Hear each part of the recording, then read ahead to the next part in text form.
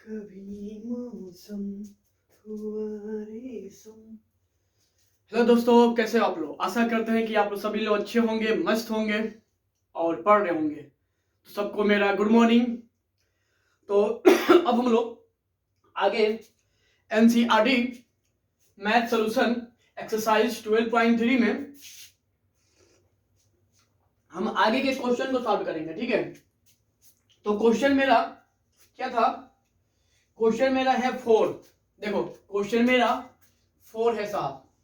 Question 4 में क्या बोल रहा है, तो बनाते हैं।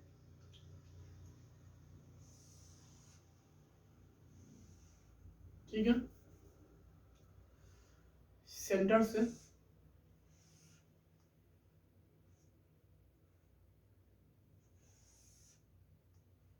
थोड़ा फिगर देखिएगा बेटा। ठीक है, देखो ऐसे ऐसे ही कोई फिगर आपका बना हुआ है। ये मान लो सेंटर ओ है, ये ए, ये बी। ठीक है, कह रहा है find the area of the shaded region in the figure.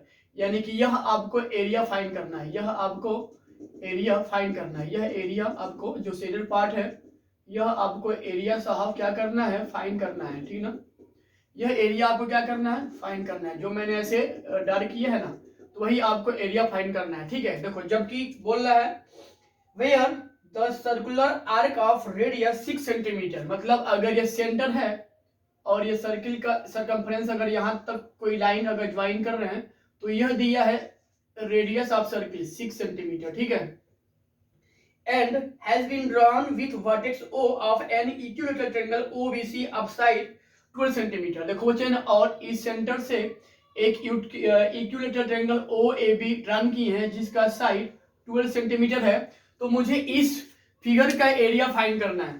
ठीक है, मुझे इस फिगर का एरिया फाइंड करना है। थोड़ा सा सब कोई एक बार सोचो तो भाई कि यह एरिया और यह एरिया कैसे आएगा।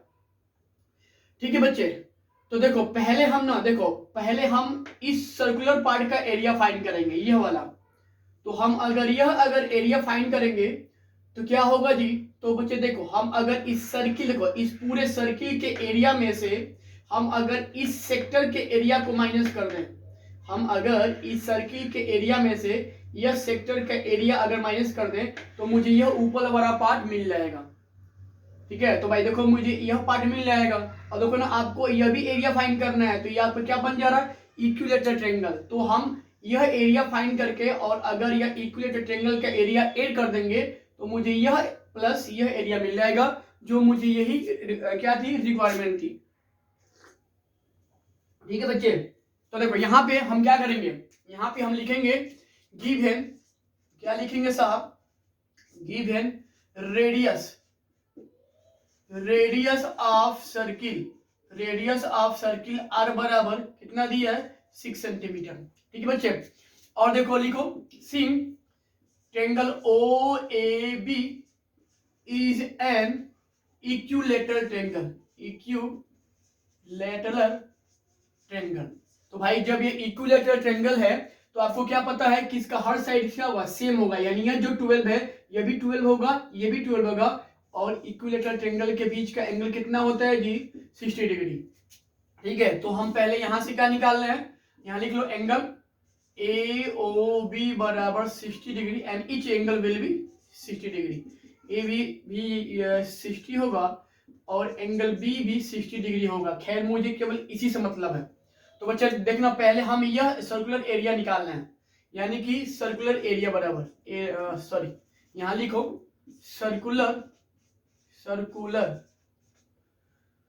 एरिया बराबर, तो भाई क्या होगा, देखो तो इस एरिया के जब हम सर्किल में से, तो देखो ना, हम इस सर्किल देखो, हम जब इस सर्किल के एरिया में से यानी कि एरिया ऑफ सर्किल में से क्या करेंगे भाई, हम जब ये सेक्टर का एरिया माइनस करेंगे, सेक्टर का यह एरिया माइनस करेंगे, तो मुझे यह एरिया मिल जाएगा। यानी कि एरिया ऑफ सेक्टर, मान लो ओ, यह मान लो ई है यहाँ पे, यह मान लो मेरा एफ है, तो ओ ई एफ भाई लगाओ। देखो एरिया ऑफ सर्किल क्या होता है, तो पाई आर स्क्वायर, और area of sector pi r square theta upon 360 degree, ये होता है। देखो भाई, ठीक है, देखो जो रेडियस होगा सर्किल के लिए वही radius sector O E F के लिए होगा। तो पाई आर स्क्वायर अगर यहाँ से कॉमन ले, क्या मिल जाएगा, 1 माइनस थीटा अपान 360 डिग्री। बस थोड़ा इसी को भाई सिंप्लीफाई कीजिए। पाई की वैल्यू 22/7, आर कितना दिया है तो 6 का स्क्वायर, ठीक है। और ये देखो 1 माइनस थीटा, थीटा कितना दिया है जी, कितना दिया है 60 डिग्री, यानी कि 60 डिग्री अपान 360 डिग्री, ठीक है। तो भाई इसको थोड़ा काटो तो भाई कितना होगा जी बच्चा, कितना होगा, ये 22/7 इंटू, देखो 6 का स्क्वायर 36 इंटू, काटेंगे इसको कितना होगा 6 टाइम, और 6 इंटू 1, 6 में से 1 जाएगा 5, यानी कि 5/6, ठीक है बच्चे। देखो मैंने इसको क्या किया, सिंप्लीफाई किया। देखो यहाँ 1 था, जब इसको डिवाइड किए हैं तो क्या क्या होगा, 6 या 36, और 6 में से 6 इंटू 1 6 हो जाएगा, 6 में से 1 जाएगा 5। अरे भाई ऐसे आ रहा है ना, देखो ऐसे आ रहा है ना। और जब इसको सॉल्व करेंगे हम तो 6 1 जा 6, और में से 1 जाएगा 5/6, तो मैंने वही यहाँ पे लिखा है। अब देखो भैया 6 6 जा 36, यानी कि यह मुझे कितना मिल जाएगा, 22 इंटू 6 इंटू 5/7, ठीक है।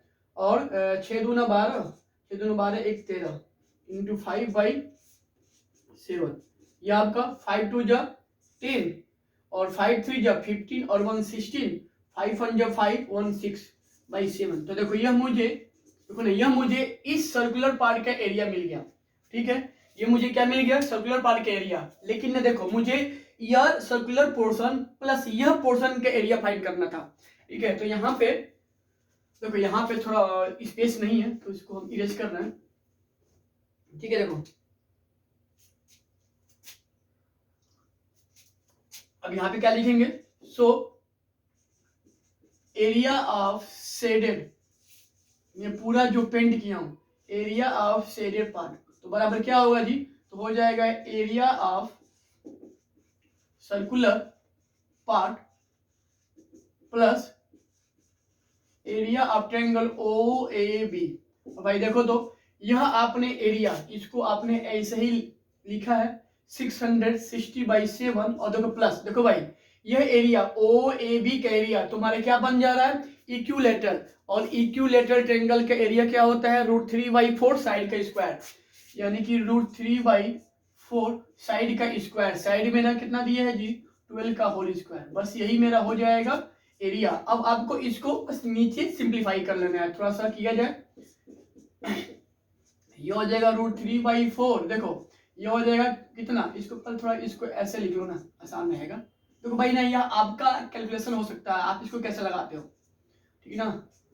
ये होगा 660/7 प्लस, देखो बढ़ती यहीं 36 हो जाएगा √3, तो बच्चे यह आपका हो जाएगा, क्या हो जाएगा, यह एरिया प्लस यह एरिया, यह एरिया प्लस यह एरिया जो आपको निकालना था।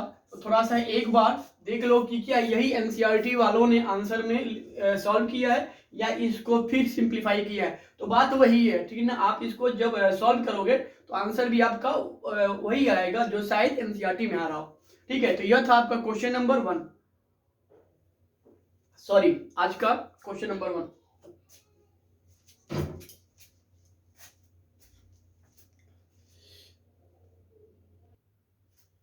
कभी जो भूलना चाहा मेरे दिल भर, मुझे तुम याद आते हो।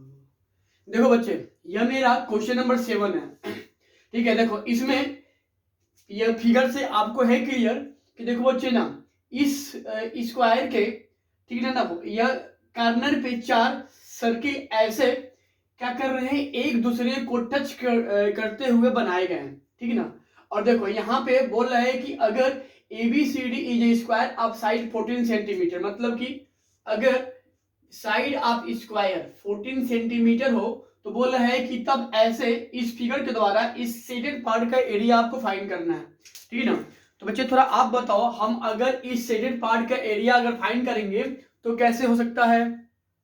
तो देखो यहां से आप जब सोच रहे हैं तो आपको शायद अंदाजा यहाँ पे लग रहा है कि सर हम अगर इस ABCD का स्क्वायर का एरिया जो है अगर फाइंड कर लेंगे, ठीक है ना, और उसमें से देखो बच्चे ना, जो आपके यह पोर्शन है, यह जो पोर्शन है यह आपके क्वाड्रेंट बन जा रहे हैं। क्या बन जा रहे हैं? क्वाड्रेंट बन जा रहे हैं, ठीक है ना। तो अच्छा बच्चे ना थोड़ा और देखो ना, अगर इस ABCD का स्क्वायर का साइड 14 सेंटीमीटर है तो जो यह दूरी होगा वो तुम्हारा 14 का 2 14/2 यानी कितना होगा? 7 सेंटीमीटर। यानी यहां से यहां तक दूरी तुम्हारी 7 का, मतलब कि इस सर्किल का रेडियस आपको 7 मिल जाएगा। सेम इसका भी तुम्हारा रेडियस है ना, ये तुम्हारा रेडियस कितना मिल जाएगा? 7 सेंटीमीटर। ये भी तुम्हारा रेडियस क्या मिल जाएगा? 7 सेंटीमीटर। और इसका भी तुम्हारा क्या मिल जाएगा? रेडियस 7 सेंटीमीटर, ठीक है ना। तो कहीं ना कहीं हम जब इस शेडेड पार्ट का जब हम एरिया फाइंड करेंगे, तो हम ABCD स्क्वायर के एरिया में से हम जब 4 क्वाड्रेंट के एरिया को माइनस कर देंगे तो मुझे एरिया ऑफ शेडेड पार्ट यहां से मिल जाएगा। तो यहां पे लिखेंगे so area of this shaded part, यानी कि जो फिगर में है ना उसका, दिस शेडेड पार्ट बराबर, तो भाई क्या होगा जी? तो हो जाएगा area of square ABCD minus क्या होगा? 4 into area of a quadrant, है ना, एरिया ऑफ अ क्वाड्रेंट। मतलब देखना, मैं एक क्वाड्रेंट का एरिया निकाल के उसमें चूंकि ये 1 2 3 4 क्वाड्रेंट बन रहे हैं तो 4 से जब हम उस मल्टीप्लाई कर देंगे तो मुझे इन चारों का एरिया मिल जाएगा। और ना हम जब इन चारों के जब एरिया को ABCD के एरिया से माइनस कर देंगे तो मुझे इस पार्ट का एरिया पता हो जाएगा, जो मुझे यही क्वेश्चन में बोल रहा है। देखो यहां से भाई क्या होगा? देखो एरिया ऑफ स्क्वायर कितना होता है? साइड का स्क्वायर, यानी 14 का होल स्क्वायर माइनस देखो 4 इंटू, देखो बच्चे ना, देखो आपको यहां से एरिया ऑफ क्वाड्रेंट दो रूप में निकाल सकते हैं। पहला देखो यह दिया है R7 का, और बच्चे देखो ना, अगर यह रेडियस है भाई, है ये है, और तो इस दो रेडियस के बीच में एंगल तुम्हारा क्या बन रहा है? 90 डिग्री। तो यहां से एरिया ऑफ क्वाड्रेंट तुम्हारा क्या हो जाएगा? तो पाई R² थीटा अपॉन 360 डिग्री, है ना। तो आप इस रूप में भी आप निकाल सकते हो। या सेकेंड देखो क्वाड्रेंट का एरिया क्या होता है? तो पाई R²/4, है ना। तो इस रूप में भी आ जाएगा, ठीक है ना। तो भाई आपको जो लगे आसान, तो चलो मैं इसको इस रूप में सॉल्व कर रहा हूं, क्योंकि यहाँ 4 है, 4 से 4 क्या हो कैंसिल हो जाएगा, तो थोड़ा सा सिंप्लीफाई करने में आसानी होगी। यह होता है 1/4 पाई R², ठीक है ना। इसको लगाओ, देखो बच्चे 4 से यहाँ काटो, ये आपका कितना होगा? 196/14 के स्क्वायर 196, या पाई की वैल्यू 22/7। देखो आर की वैल्यू बच्चे देखो, तो यहाँ पे आर मैंने क्या माना? यही ना, यही मैंने आर माना है, ठीक है ना। तो ये आपका कितना हो जाएगा जी? 7 का होल स्क्वायर। बस सॉल्व करो इसको, ये हो जाएगा 196 माइनस 22/7 इंटू 7 इंटू 7, भाई चूंकि दो बार है ना तो एक 7 से 7 कैंसिल, यानी कि 196 माइनस 22 इंटू 7 कितना होगा जी? 196 माइनस 7 2 जा 14, 7 2 जा 14 और 15, भाई इसको माइनस करना है तो 6 में से 4 जाएगा 2, 9 में से 5 जाएगा 4, यानी कि 42 सेंटीमीटर स्क्वायर। यही आपका क्वेश्चन नंबर 7 का आंसर है। आई थिंक कि आप लोगों को समझ में आया होगा।